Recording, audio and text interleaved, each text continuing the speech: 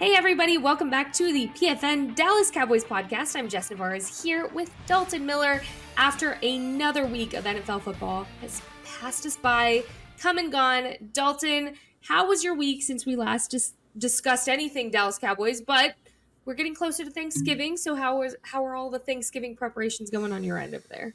Listen, everything is fantastic for me. Thanksgiving. Listen, when you cover the NFL or football, you look for little breaks, and with the American holiday, I know that I don't live in America, but I still follow the American holiday schedule for work. It's nice that I get a little bit of a break this week. I have my normal, day and a half ish off. And then I also have Friday off because I'm working Thursday. So it is a nice, calm week for me. I'm going to get to cover some football. I'm going to get to watch a ton of NFL draft stuff, tape, on my days off, because even on my days off, I still like to watch football. So it's a very good week for me. I'm actually incredibly excited for it. Yeah, and you deserve any little break you can get, my friend. If anybody busts his tail over here at PFN, it is Dalton, because he does so many different things. It kind of blows my mind, actually, how you can store that much information in your head. I can't. I can't. One team is overwhelming enough for me, so I don't know how you cover all of them. All right, let's go into. We'll start with the news. Long-awaited 3 decades worth of news. Cowboys going to the Super Bowl. Here we go. The curse is over. That's it. The curse is over. Start with it. Jimmy Johnson officially going to get his rightful spot in the Dallas Cowboys Ring of Honor. In case you missed it, on December 30th of 2023, not 1923. No, 1923. We're retroactively throwing it in there before the franchise even existed. That's how long it feels like he's deserved to be in there. So it worked out. It was fair. Definitely one of those moments in my Sunday that I did not expect. Jerry pulled that Uno reverse card very quickly for a what was supposed to be like a nice little easygoing Sunday. Just cover the team, maybe have the evening off a little bit. No, that was not what happened yesterday. So shout out to Jerry for that. But for the best reason. Oh my gosh, Dalton, what was your reaction? I mean, because it's been speculated before, right? Like anytime these two are spotted talking, there's videos and they're like, oh my gosh, is it happening? But what was your reaction yesterday when it was actually happening as you saw it in real time? Well, I can't remember which game it was, but I think Fox was doing another one of the games and Jimmy was in the vicinity and they were talking on the field. And I was like, they are very, very chummy for everything that's kind of been said over the last couple of years. So I thought that it might be starting to turn a corner. And then when I heard the news yesterday that there was going to be a press conference, I knew exactly what it was going to be at that point. And at that point, like, we kind of get it before everybody else does, just because we're in the business. So we kind of get an idea of it beforehand, and you were able to write it up very quickly.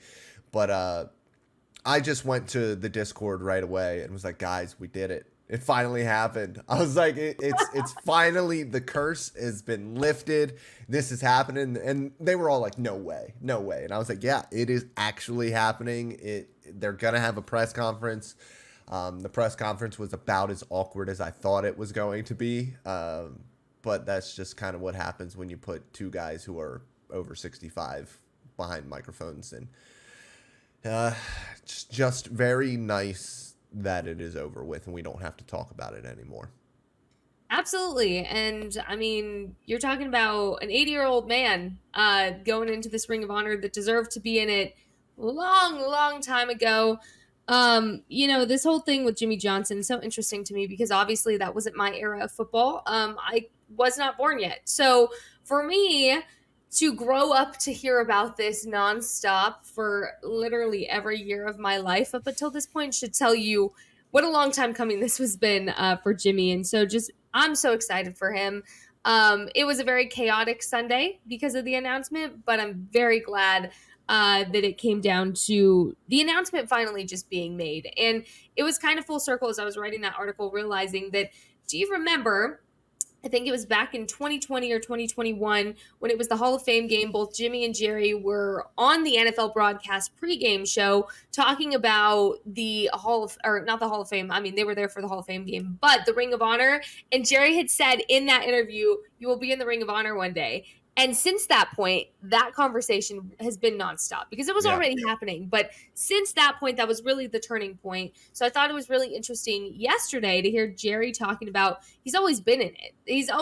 I've always told him he's going to be in it. And it's like, no, you didn't. But you know what? We're here now. None of that matters now. We're here now. December 30th. Really excited for Jimmy. And so it's kind of cool, actually.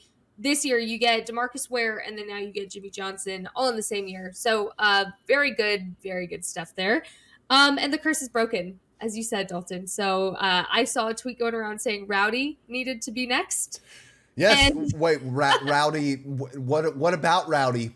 What about Rowdy? What needs to happen to Rowdy before the Rowdy curse can needs to actually be be gone. broken? Rowdy Is needs to that how be we're gonna say it? gone. We're just gonna say he needs to disappear. I'm being nice about We it. need to we need to liquidate some some assets here. Yes, no, I saw that as well on the internet. The internet is ruthless, Yeah. and yes, that is the last thing that needs to happen before the Cowboys can win a Super Bowl. They might get to one now. They might be able to get over the hump, but they do need that to happen as well because Rowdy scares small children. Uh, does he? He's He terrifying. does. Rowdy is I terrifying. like Get him Rowdy. out of here. I'm the 1% that likes. I think he's cute. I think he's No. cute. For Halloween, he was dressed up as Woody, and it was just the cutest thing ever. No.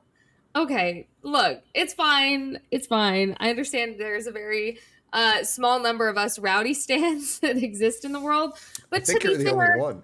the curse does not apply to me. I wasn't born yet. Like that, it doesn't count. It doesn't count. So nobody blame me. Don't blame me. I'm just saying that, throwing it out there. Twitter won yesterday with that tweet. I was laughing pretty hard at that for a while. All right, Dalton, do we have a hot or not take for you this week before we get into all things Dallas Cowboys, Carolina Panthers beat down for our Sunday afternoon slot, or are we skipping our hot or not this week? It's up to you. I'm going to leave the fate of the world in your hands. I mean, no pressure at all. No matter what you decide, it will be okay. However, I I'm just I curious. have one. I Oh, have one. I have all right. one. Dalton And Miller. Cowboys fans might not like this one, but it is just the way that it is. Micah Parsons had 3 sacks yesterday. Micah Parsons was unbelievable. He's always unbelievable. Drinking C4 before the game is psychotic. What a psychotic decision from Yeah. and it's a very much like I'm 23 years old type of decision. Um, and he'll never do it again, and he should never do it again. But my hot or not take is that no matter how great he plays, no matter what he produces this year, Defensive Player of the Year is not happening. And it's simply because the Cleveland Browns are 7-3, and they're 7-3 mostly because of their defense. Almost only because of their defense, and mostly because one man is better than every other defensive player on the planet. Myles Garrett is an alien. And Micah is having a defensive player of the year type of year, but Myles is having an MVP type year. In a year where no quarterback is really having that year, and we don't really know what's going on with the MVP discussion, I think this is the year where Myles Garrett, and if Micah somehow goes absolutely nuts over the last couple, weeks of the season, where a defensive player could legitimately be in the argument for the MVP award because of what guys like Myles mean to that team that cannot score points, especially now that Deshaun Watson is out. I just think Myles Garrett is playing on a completely different planet from everybody else right now, and it doesn't really matter how much Micah does, he's not going to be able to catch him. Oh man, I felt the followers just drop with that one. But look, that's why we're here. We can't always agree. But that's okay. Who's right? Who's wrong? Y'all tweet us and let us know if you agree with Dalton's hot or not take of the week. That's a really good transition for how I wanted to start this post game recap segment because another guy that Trayvon Diggs thinks should be in the Defensive Player of the Year conversation, none other than Deron Bland. And I have to say it. He's anything but bland. If you expected me not to say that today, you just don't know me at this point. Deron Bland absolutely continues to shatter these records like they're nothing, and as if they're easy to do when they're not. After the game, he was asked about, is it a mindset that you want these pick sixes, you see them coming, and you head for the end zone? I mean, where is this coming from? And he said it actually started back in high school for him when he played wide receiver, and it just became a mentality for him of I get the ball, I'm in the end zone. And so he was very humble about it. He was Deron Bland is just so easy to like on and off the field, 100%. Just so excited for him. So yeah, fourth pick six, not easy to do, but Deron did it, and he's gonna keep doing it, Mister Pick Six himself. So Shout out to rookie wide receiver Jonathan Mingo for completely giving up on the play and not just touching him. yeah, Because he that could was have, when he was still down, he could have. yeah, But I also want to shout out to Ron Bland because that was a really impressive interception as well. Like sometimes guys get interceptions and it's a tip pass or it's a terrible decision by the quarterback, but that wasn't one of those situations. That was just a legitimately awesome play by Deron Bland. And then obviously he took it back all the way to the house to tie the record. And I don't think he's done yet. I think he'll get another one before the end of the year because, like, the Cowboys are going to continue to play some kind of bad teams and they're going to get up and those teams are going to have to throw and eventually you're going to have to throw his way. And he's already proven he can turn the ball over at a high rate. So shout out to Deron Bland. I don't think that he's in the discussion just because I don't think anyone will legitimately look at the cornerback position as a position worthy of an MVP award. And I think it'd be really, really difficult to do it as Defensive Player of the Year just because pass rush is so sexy right now with media especially. Sacks are sexy, but I think guys like him, guys like Sauce Gardner last year, do deserve Defensive Player of the Year recognition because of what they're able to do on the field. well, there you go. Of course, we had to have our Deron Bland segment. And Bland is not just a turnover guy either. Like he's a No, legitimately awesome corner through and through. and it's insane that he's only a second year player. Like you Yeah. forget how young and new he is in this game. But man, what a steal. What a steal for the Dallas Cowboys with Deron Bland. We love that. Hmm. For them, 33-10, the final score is the Dallas Cowboys. I'm gonna say this wasn't their best performance for I'm gonna give them about 2.5 quarters. And it wasn't really until the fourth quarter where things started to kind of come together as they should have earlier in the game. A lot of this game was determined early. The Cowboys' lead was determined early by Carolina's mistakes and their sloppy play and their self-inflicted wounds and their penalties, big penalties. This is Carolina's most penalty yards in a game so far this season, and they were just playing undisciplined football. I mean, what it comes down to, you cannot be giving up big plays like that, and Carolina was just trying to play a little too scrappy. They don't have that balance or that fine line of being aggressive and knowing how to play smart football yet, and that was very apparent. Um, Dalton, what was some of the things you noticed that kind of contributed to a slower start by the Cowboys than I guess what was anticipated for them? You are muted, and that's okay. We're gonna get this right. There we go. I think Try I again. think it was just one of those days for the Cowboys, especially on offense, where it just didn't all click. I actually thought that Carolina's defense played pretty well, especially in the secondary for them. I like that Dallas kind of got the run game going a little bit. It's still not ideal, but I think that it looked decent yesterday. I think more than anything with this team, just in general, is I'm just amazed that for the first time, not for the first time because it was kind of this way last year as well, but I just don't really have to worry about special teams anymore. I just know every week when the Cowboys go into a game, they're going to have the advantage on special teams. And I think that that's something that we often overlook because it's not sexy, but having a great punter, having a kicker who has been automatic, and I know that he missed an extra point yesterday, but I'm going to totally ignore that. Um, but punt coverage, punt return, like they just do everything on that side of the football so incredibly well. And you have to shout out Bones for that. I'm a Bones Fossil stan through and through. And, it's so funny because all of the current players, recent players, previous players that I've spoken to that have played special teams, because that's an area of my game specifically that I wanted to learn more about these last couple of years, because there's so much that goes into it that you don't really think about often.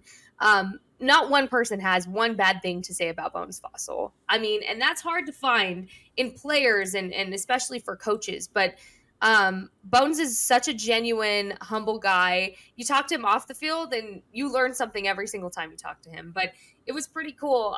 He talked about in his press conference, I want to say a couple weeks ago now, how this season alone has been the most amount of mixing up and putting people in different positions he's ever had to do in his career, and yet they're still this productive as a special teams unit. It's almost phenomenal, because you look at how the injuries that have occurred just even in the last year alone, not this season, have impacted him. I mean, it's insane how he's been able to adjust. You lose CJ Goodwin. That's a big enough loss on special teams as it gets. That is your captain on special teams. So then you have to shift up all of these younger guys to come in. That's why you have a Sam Williams playing gunner. That's why you have a Jalen Tolbert playing gunner. But these young guys want to learn from Bones because he's just a bucket of knowledge for them.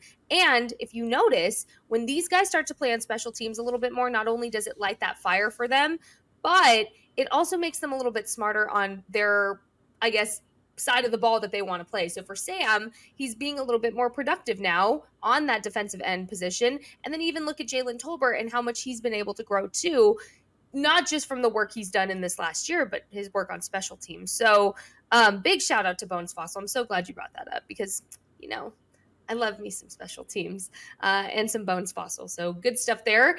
Cavante Turpin, is he bionic? Because you would not have known he was dealing with a shoulder injury at all. I personally, I wouldn't have known if I didn't know. But what did you think about getting him a little bit more involved? I would say early on. You didn't really see it so much later in the game, but getting more of that ball distribution in general. How did you feel about it this game? Is it where you wanted it to be or where you expected it to be? I think that Turpin is the funniest football player I've ever seen play because he is incredibly tiny. But his contact balance and flexibility is outrageous, particularly for somebody his size. And he loves to talk after the play. And sometimes it is trash talk, and sometimes it looks like he's legitimately having conversations with a buddy that he hasn't seen for a couple of years. I just have so much fun tracking him throughout the course of a play. He's a little spark plug, and I like that they're starting to get him the ball and find ways to get him the ball offensively. And I think, kind of like it was with the punt returns last year, it's just eventually the big play is going to happen. And I think that with his speed, get him in the slot, just run him on some slot fades every once in a while, see if he's able to beat guys, especially use him on that cheat motion that Dallas is starting to use that Miami kind of popularized with Tyreek Hill, because that type of speed and that type of free release that you get from that is an unbelievable weapon that Dallas could be using.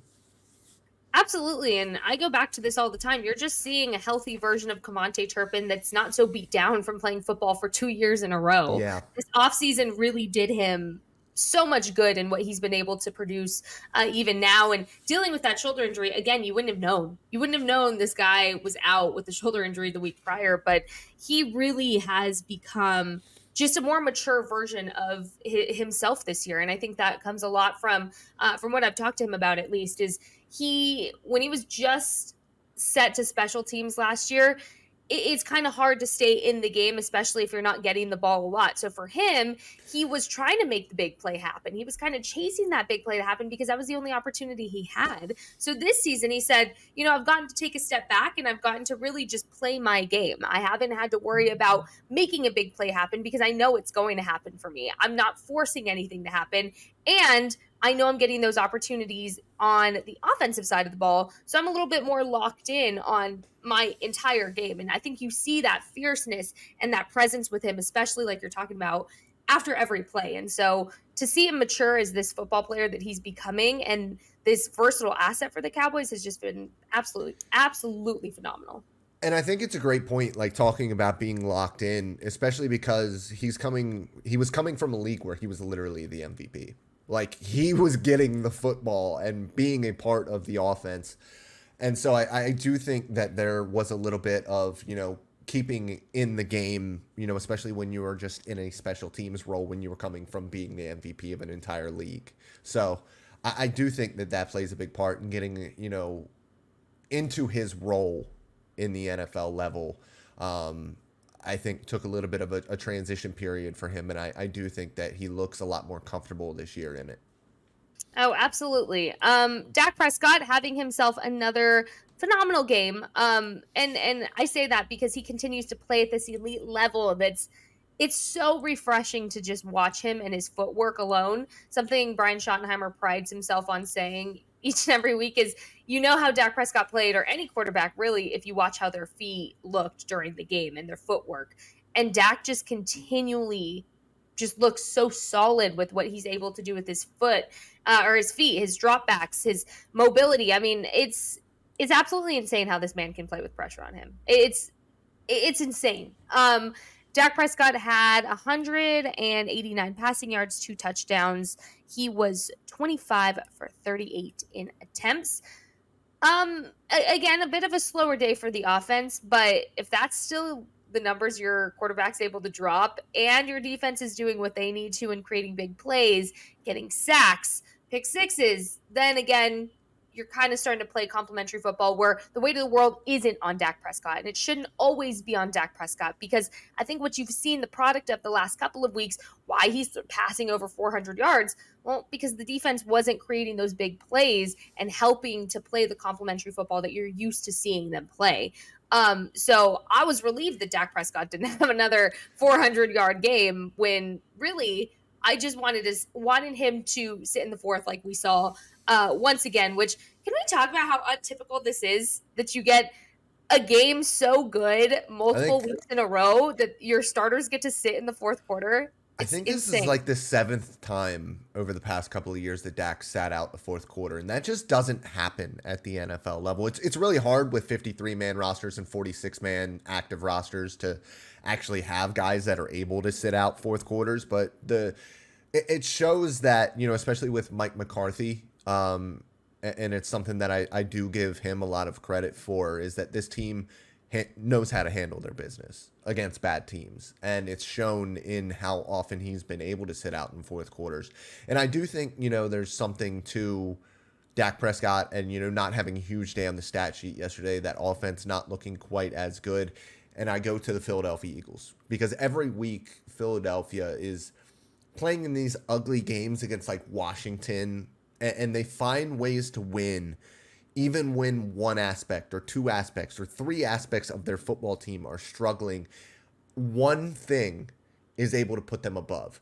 It's the offensive line and their ability to run the football. It's the passing attack every once in a while as well. AJ Brown going for 300 yards and 4 touchdowns. Or it's the defense, the pass rush, or taking the ball away. The secondary kind of stinks, so their secondary is not helping them out very much this year. But they have a way to win ugly football games. And I think that that's something for such a long time Dallas has kind of been lacking, is the ability to win those ugly football games. And if the offense isn't playing well, the defense stepping up against good football teams and doing what they have to do to complement one another. It's Dak not turning the ball over against San Francisco, not being afraid to throw the ball over the middle of the field because Fred Warner is there and he's Dak's boogeyman. Like, finding ways to win these ugly games is what I think the last step in Dallas's preparations to get to that next step of playoff success.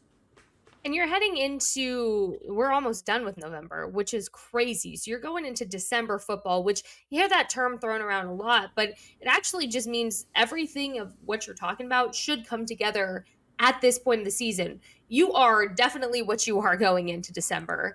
And, that's barring injury or anything like that that could happen. But for the most part, what I find so interesting is, just 4 weeks ago, we were talking about what is this Cowboys offensive identity? And you were talking about what is ball distribution? Where's the run game? You had all these questions. And yes, there's still questions to be had, especially I think in terms of the run game for the offense. But for the most part, what you're seeing is pretty consistent. And it was still consistent. It wasn't the best stat game for Dak by any means, but it shouldn't have been. When you're playing the last ranked offense in the league, your defense absolutely should be making things happen to where you shouldn't have to put the pressure on Dak Prescott. And need not forget, the Carolina Panthers defense or offense, no, defense going into this game was 8th ranked in the NFL. So again, it wasn't going to be an easy feat. It wasn't like Dak was going in there and didn't have a challenge posed to him, especially when it comes to putting pressure on him and him still delivering.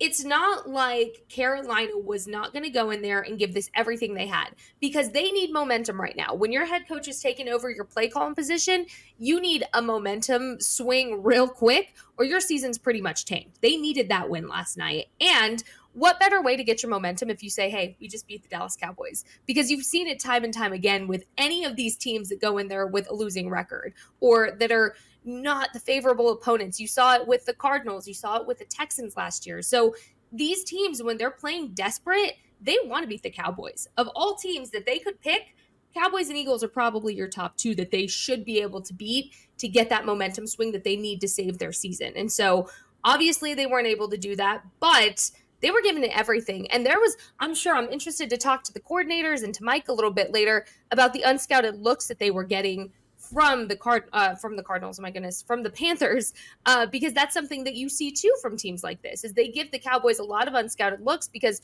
they're throwing everything they have in there. That's their Super Bowl. Guarantee you, the Panthers will not play like that again against any other team because that was their Super Bowl. So yeah, it was never going to be an easy feat for anybody. Real quick, defensively, who stood out to you the most yesterday and why, other than Deron Bland, because we already know Mr. Pick Six was added again, but anybody else that you wanted to make mention on the defensive side of the ball? Duran and Micah were outstanding yesterday. I think Damone Clark deserves a shout out. I think that he's playing a lot better over the past couple of weeks. I think he's starting to settle into things now. That LVE is out, and I think that he's starting to play a lot better. So shout out to Damone Clark. Ah, Damone, such a good guy. And Marquise Bell. I mean, these two guys, that's your future Bell's right awesome. there. Bell's That's awesome. they're your future. And you know what's really cool is I talked to them. We haven't talked since Leighton's news was announced to be official that he's out for the Mm-hmm. season.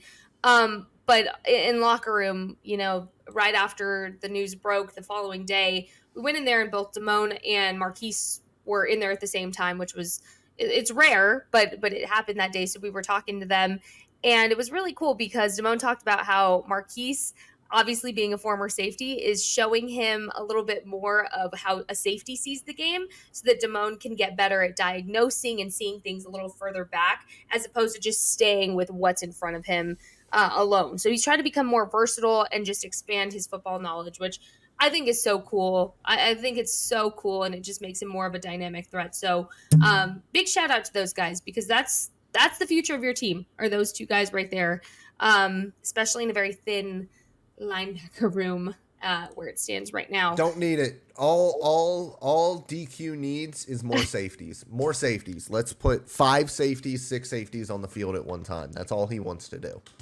Oh my And it goodness. works. It look, DQ's gonna DQ. In Dan Quinn we trust, but Mm-hmm.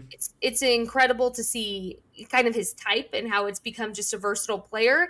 And to me, that's kind of setting the tone for what the rest of the NFL is gonna start to swing around to do. Is you Oh yeah, find a it's becoming safety, so positionless. Yeah. and it's just crazy because it's not easy to do. And No. we talk about it from this side of things like, oh, yeah, Marquise switched from safety to linebacker. That's not easy to do at all. Or last year we talked about, oh, yeah, he switched from the right side of the offensive line to the left side. These aren't easy things to do, guys. Mm-hmm. And so the fact that the Cowboys can find these kind of players, shout out to their scouting team, first of all, that they can find these kind of players that can easily transition to these different positions with pretty much zero to no, I guess, notice, and they make it look easy. So just shout out to them because it's not easy to do.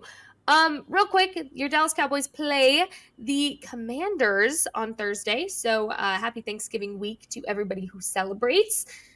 What are you seeing from the Commanders? I knew you were going to make that face. I just knew it. I was trying to get through my question before you made that face, and you made that face. For all you listening, Dalton just has this smirk. He just has this smirk. You're gonna have to check it out on YouTube. And I just know. I just know. Yeah, But I you know still what's have to coming. ask. We have to give a little Hmm. preview on this podcast for our I listeners. I actually have a great stat for this. This was from Connor in my Discord. We are the Dallas Cowboys are 4-0 at home against the spread with an average margin of victory of 27 and a half points. That's how the Cowboys have been playing at home. We cover by an average of 18 points at home. The Cowboys play Washington at home, and they are favored by 11 points.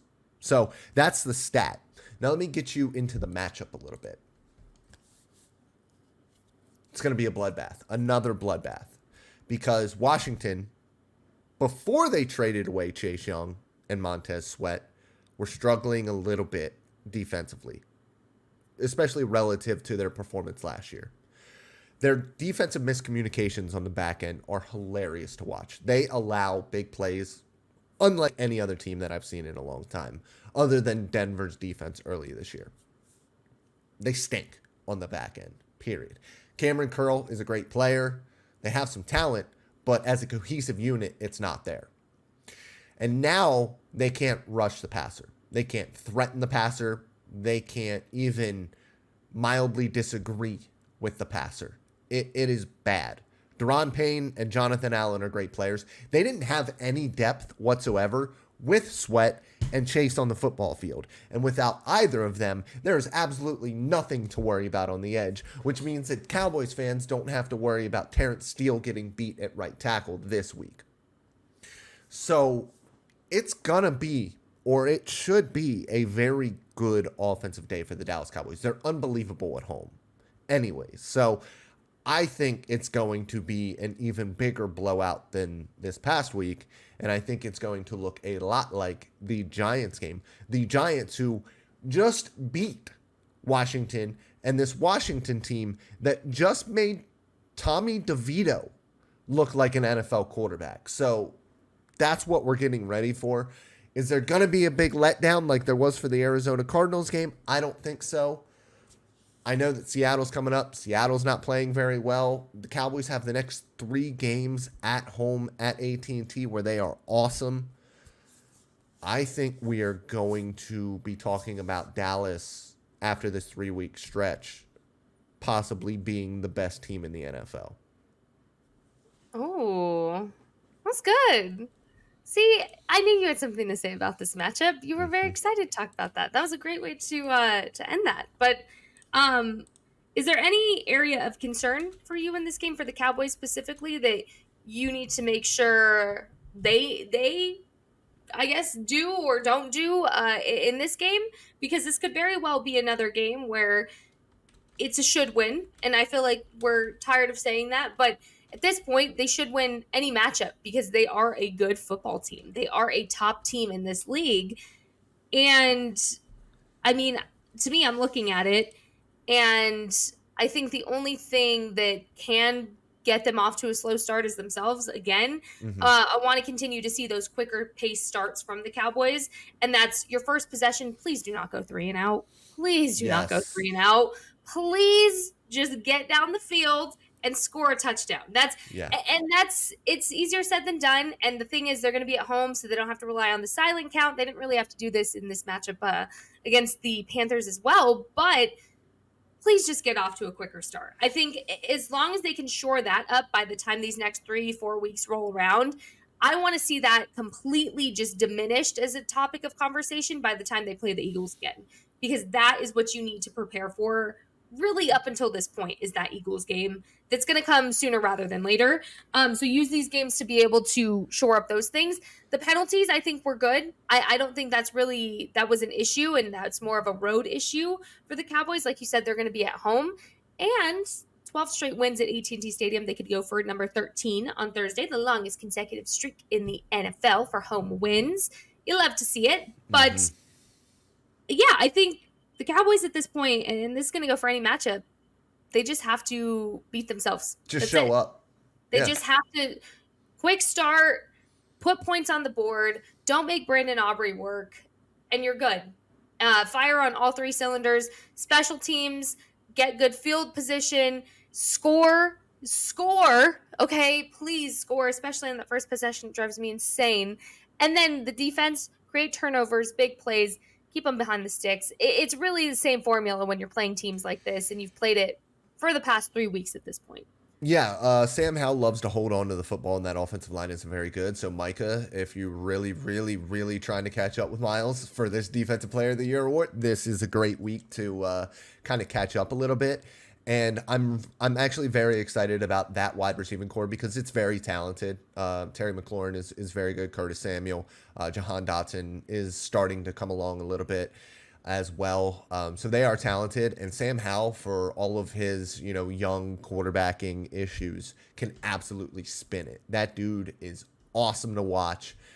He is also very aggressive, and the Cowboys are a very opportunistic defense. I think he'll have a couple of turnovers in this game. But I think it is going to be fun to watch the battle between our secondary and their wide receivers. Speaking of wide receivers, Dalton, who gets the first Dallas Cowboys touchdown? Is it a wide receiver or a tight No, end in this game? Who it's a or tight a end. running back? Who gets it? I'm every single game I'm gonna say it's gonna be a tight end. It's just they're the ones that get the ball in the red zone. Who gets it? Oh, Make your pick right here, right now. You can't go back. Fergie will get it.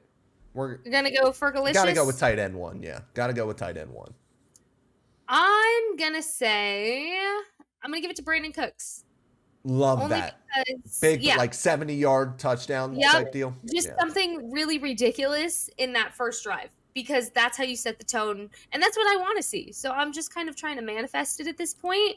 I would love to see Jake Ferguson in the end zone all the time. You know how I feel about that tight Hmm. end room, but I'm gonna say B Cooks. I'm gonna say B Cooks gets the first Love it. touchdown for Thursday's game.